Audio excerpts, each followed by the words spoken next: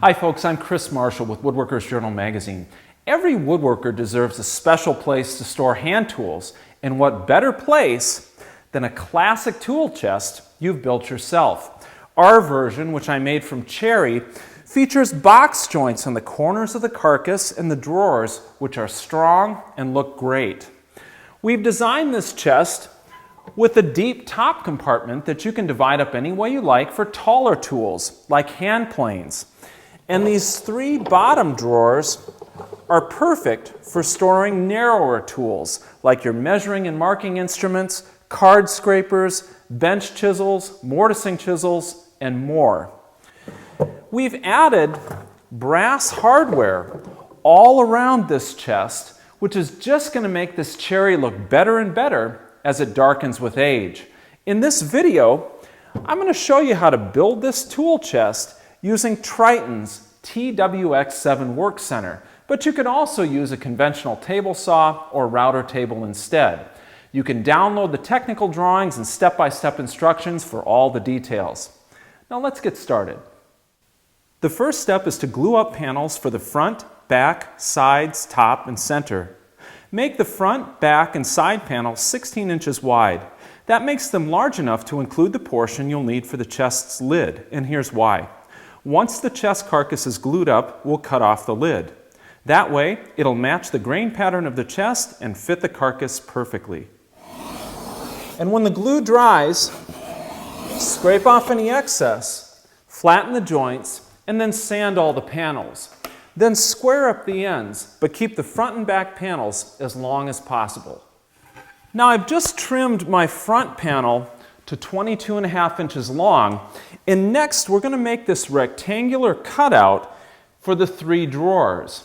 Now you could just do that with a jigsaw and cut this opening out, but you're probably not going to get nice, crisp, square corners or perfectly flat edges. And that's the kind of precision we need for these drawers to fit accurately.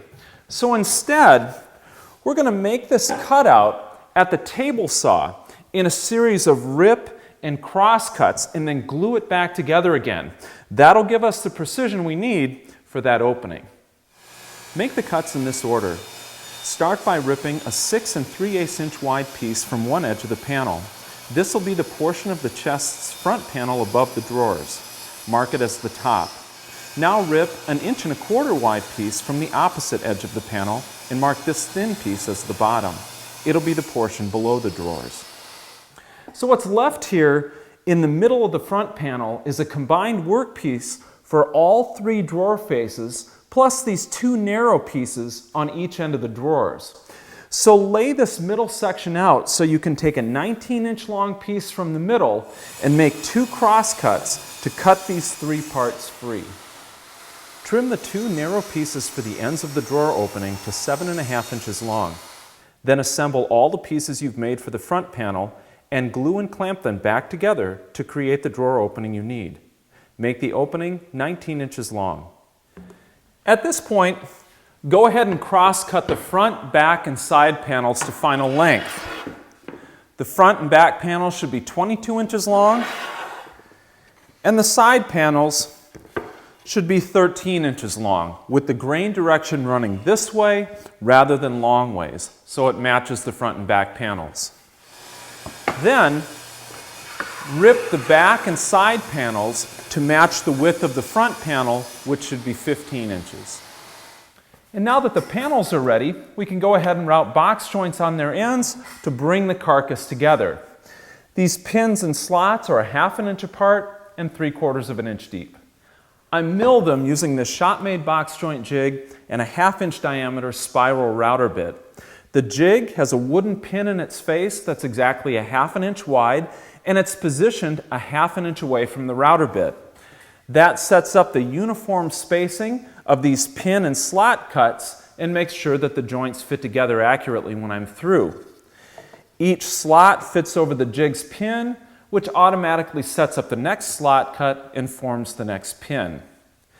If you're familiar with making box joints at the router table or even at the table saw with a jig like this, there's nothing special to carrying out the technique for this tool chest.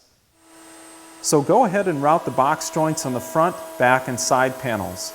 Notice that on the front panel, I've added a couple of strips of wood to the narrow areas beside the drawer opening before cutting the box joints. The strips reinforce these short grain areas. I just hot glued them in place. The tool chest has 3 horizontal panels that need to be installed. A 1/4 inch thick plywood bottom panel, a 1/2 inch thick solid wood panel that forms the bottom of this upper storage compartment, and a 1/2 inch thick solid wood panel that forms the chest's lid. All 3 panels need to fit into 1/4 inch grooves in the front, back, and side panels of the chest, but they're easy to mill at the router table with a straight or spiral bit.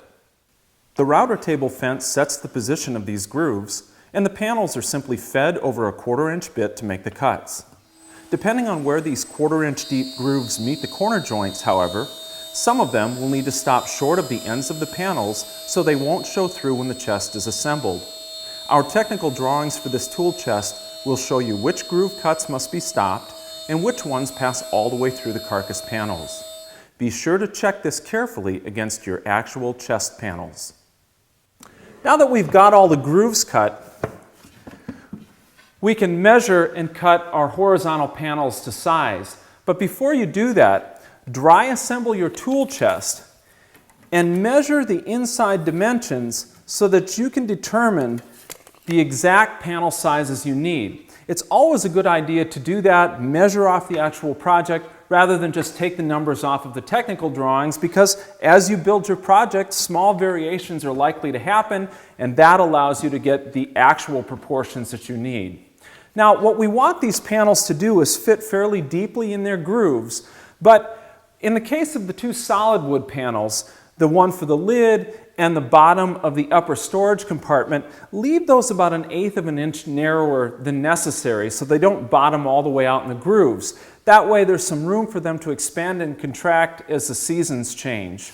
So once you've determined the final proportions for your panels, rip and cross cut them at the table saw, and then the solid wood panels, which are 1/2 inch thick, are going to need to get rabbited all the way around in order to fit into those 1/4 inch grooves. So you need to rabbit these with a 1/4 by 1/4 inch rabbets. Go ahead and take care of that at your router table, and then sand these 3 panels up through the grits to 180 grit and apply finish. It's a lot easier to do that now before the project is assembled, so you can finish these panels out from edge to edge without any interference. The drawers of the tool chest slide in and out on these stopped grooves in their sides that fit over these plastic drawer slides. You can see one of them peeking out right here. Now, in order for the slides to line up properly with the sides of the drawers, we're going to need to add filler panels to the side panels of the chest to bring the slides out flush with the inside of the drawer opening. Cut the filler pieces from solid wood so they fit between the chest's center and bottom panel grooves. Make sure the grain direction on these filler pieces matches the side panels so you don't create a cross grain problem here. Glue and nail the filler pieces in place. These plastic drawer slides need to be located accurately on the filler pieces, otherwise the drawers might not fit their opening correctly or they could rub together. Now, our technical drawings will show you exactly where to place the drawer slides, but to install them, I use this shop-made jig. It has a fence on the bottom edge that lines up with the bottom edge of the filler piece, plus 3 grooves cut into it that hold each of the drawer slides while I fasten them to the filler piece. That way, using this jig, there's no way these slides can fall out of alignment as I screw them in place. And when you've got the drawer slides in place, there's just one last step before some big assembly. Finish the inside surfaces of the top compartment. Cover the box joints first with painter's tape to keep them free of finish. So now we're ready to glue and clamp the chest together. But before you even open the glue bottle, here's some pointers to keep in mind. First, carry out a complete dry assembly of your project, as I've done here, so you'll know exactly what your clamping strategy is going to be. When you're gluing this chest together, all of the pieces you've made so far, including the horizontal panels and all 4 carcass panels, are coming together simultaneously. And once you've got glue applied, that's the worst time to find out that your tool chest actually doesn't fit together. Second, Have plenty of clamps at the ready. On this dry assembly, I've got 8 clamps installed, and I've got plenty more clamps waiting in the queue should I happen to need them. You're going to need clamps that draw the joints together along the length of the tool chest as well as across its width. And once you've got glue applied, you've only got about 15 minutes before it sets, and you don't want to be scrambling to find more clamps as those minutes are ticking down. Third, make up a pair of clamping cauls for each of the corner joints you're gluing together, and they're nothing more than scraps of wood with a pin and slot pattern cut into them. With box joints, there's so many little surfaces coming together with glue that you don't want to isolate your clamping pressure to just 2 or 3 points along the joint. You want to spread that clamping pressure out over the full joint, and that's what these cauls will do. The pins on the cauls will press against the pins on the joints and force them into their slots so they seat properly. I've wrapped my cauls with blue painter's tape to prevent the cauls from sticking as the glue dries. And finally, when I built my first tool chest, I decided that I didn't want 4 glue joints going all at once. It's a lot easier to manage 2 wet glue joints rather than 4. So I broke my glue up down into 2 procedures. I'm gluing the front 2 corner joints together in one glue up with the back panel installed dry to serve as a clamping and squaring surface. Then once those 2 joints are dry, I'm going to repeat the process for installing the back panel, and I'll suggest that you do the same thing. It makes a big glue up like this a lot less stressful. Once you've got glue brushed onto the pins and slots, bring the whole chest assembly together with your cauls and clamps. The cauls should only put pressure on the pins of the panel that are being pressed against the adjacent panel. Tighten the clamps evenly. Then measure across the diagonals on the top and bottom of the chest. These measurements should be the same. If they are, you know the box is square. So now the corner joints are dry, and I've sanded the box joints flat and smooth. We're ready to separate the lid from the tool chest. The way to do that accurately and safely is in stages. I'm going to use a track saw and guide rail, but you could also use a standard circular saw and straight edge guide, or even modify this technique and use your table saw instead. Here's how I do it. First, set the cutting depth of the saw to just deeper than the thickness of the chest's carcass parts. I'm setting my track saw so that just the tips of the teeth will pass through the wood. Then mark a cutting line all around the chest for the lid. Now position your saw track or straight edge guide carefully to make the 2 lid cuts on the ends of the chest. They need to line up with one another accurately. I'm using a clamped on scrap to back up my saw track and align it. Go ahead and make the 2 end cuts.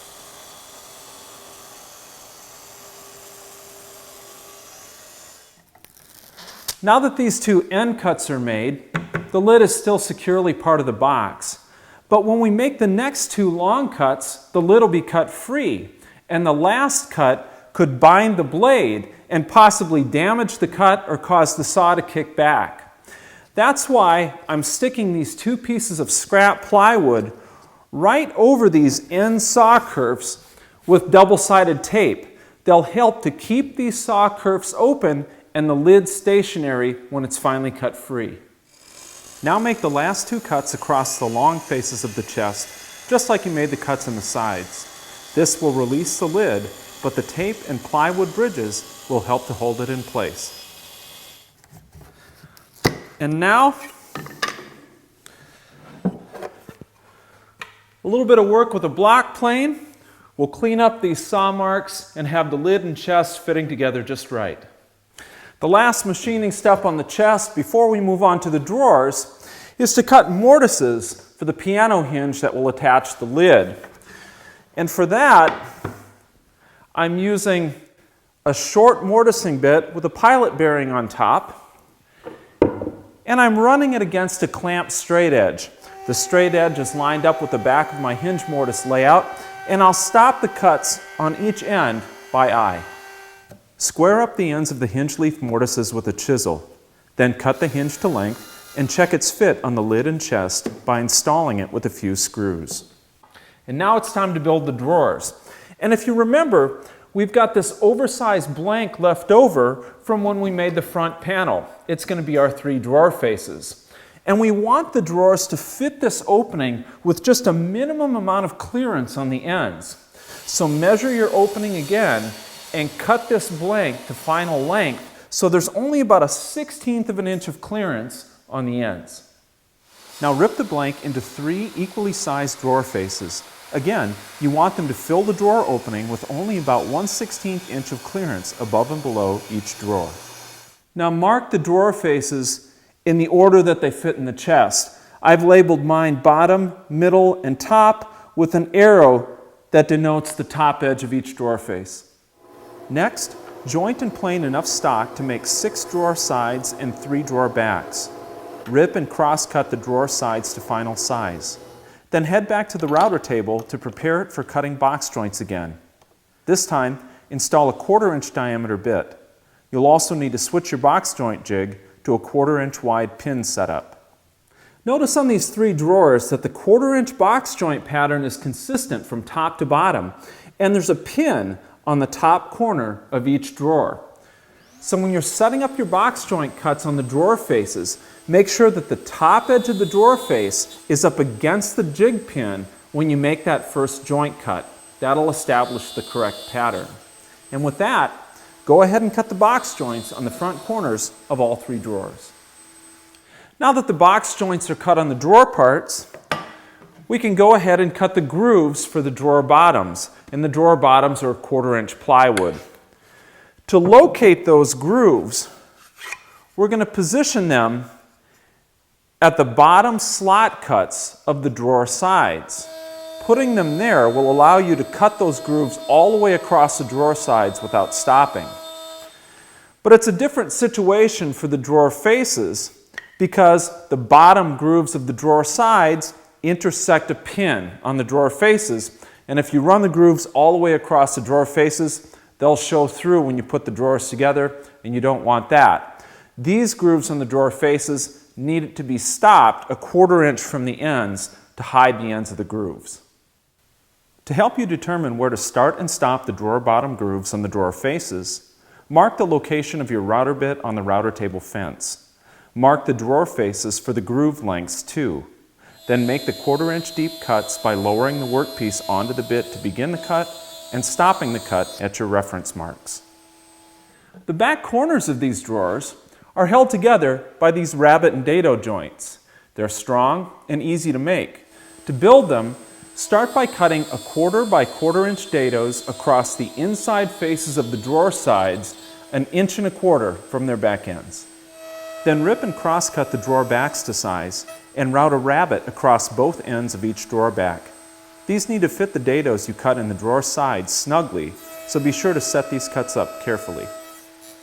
Now dry fit one of the drawers together so you can measure for the drawer bottoms and cut these 3 plywood panels to size. They should fit all the way down into their grooves in the drawer box and be flush to the back face of the drawer back.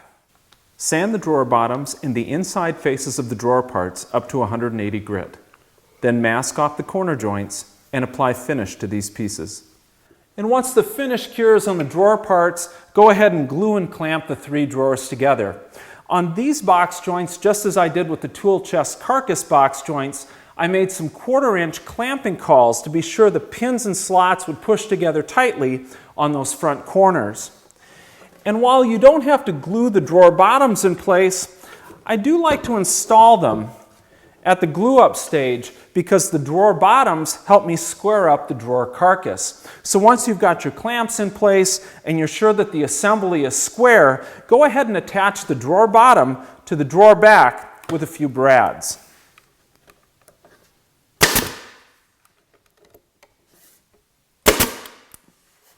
When the glue dries, sand the corner joints and edges of the drawers flat.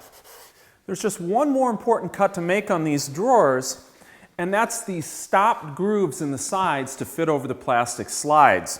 We're going to make them with a 5/8 inch straight bit at the router table so they'll fit nicely over the slides. Start these grooves 1.5 inches back from the fronts of the drawers and make them about 1/4 inch deep. One of the cuts is going to be a drop style cut against the router table fence. and the other cut is going to start at the back of the drawer and run up to the termination point here. The trick is to put reference marks on the router table that'll show you where the bit is even when it's hidden under a workpiece. If you're routing something short or narrow, you can use the fence as that reference. But other times, if you're routing something tall or large, like this drawer, the fence is going to be hidden from view, so you'll have to mark the router table instead. That's what I'm going to have to do here. Start by positioning and locking the fence where you need it. It can help to draw short reference lines on the end of the workpiece and line the fence and bit up directly off of them.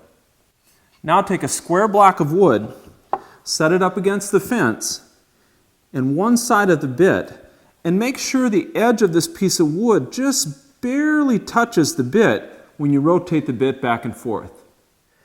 Now make a long mark on the table right here. And then move the wood over to the other side of the bit and make a second mark.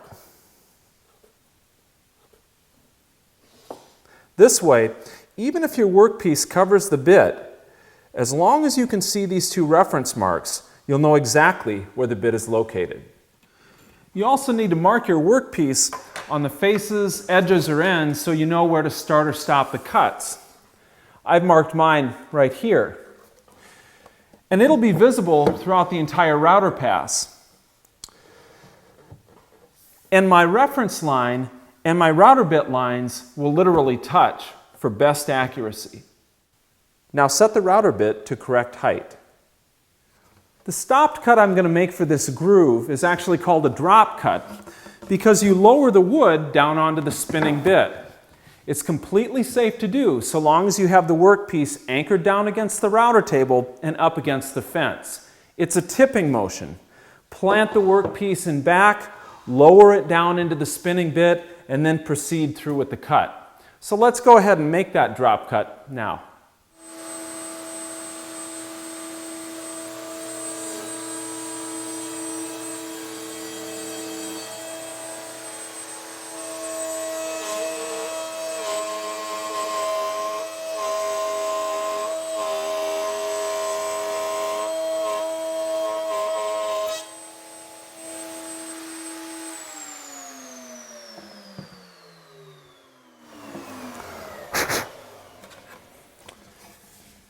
And there it is. My stop cut started exactly where I wanted it to because my reference lines made it clear. And this drop cut allowed me to start the cut right here rather than down here, which in this case is what I needed. Once you get the stopped grooves cut for all three drawers, make sure they slide in and out of the chest smoothly and sit flush with it. You may have to go back to the router table and make these grooves a little bit wider, a little bit longer, or a little bit deeper to improve the fit of the drawers. But be careful. Little changes here can make big differences here in terms of how the drawers fit. Well, the construction phase on this project is done. So it's time to give the chest carcass, lid, and three drawers one last sanding and then move to final finish. On this cherry, I like the look of a clear finish, so I'm just rolling on several coats of a water-based satin polyurethane and leaving it at that. The cherry will darken nicely on its own with age. When the finish cures, it's time to add some brass hardware. Install the piano hinge to attach the lid, then mount a lid support inside the chest to hold the lid open during use. There's lots of other hardware you can add to your tool chest to give it that classic look. I've added these solid brass drawer knobs and carry handles, plus these lid clasps. It all adds up to a vintage-looking tool chest to store your prized hand tools. You can find all of this hardware plus a lot more at a Rockler store near you or online at rockler.com. And finally, you can divide up the chest's top compartment and drawers however you like for the specific tools you own. I use strips of cherry joined with half laps and pin nailed them in place. A tool chest project like this is definitely one you'll enjoy building and even passing on to a future woodworker someday. I hope you'll consider making one for your hand tools, and thanks for watching.